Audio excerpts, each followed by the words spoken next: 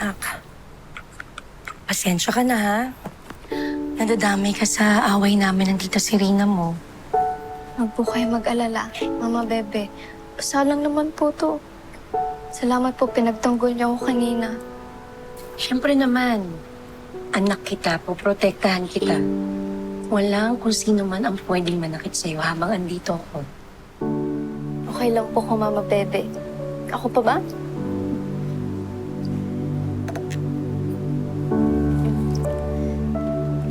Sige na po. Dapat po, di ba, susunduin niyo si Lolo Sabi sa doktor. Mauna na po kayo, Mama Bebe. Pero anak, Okay lang po. Kaya ko po yung sarili ko. Palalampasan po natin to at hindi po tayo magpapatalo kay Miss Serena.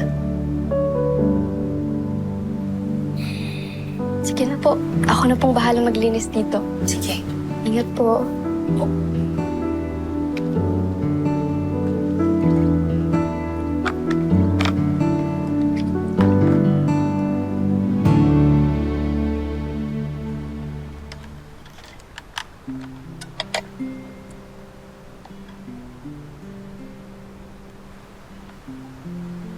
Sino yung tumutugtog?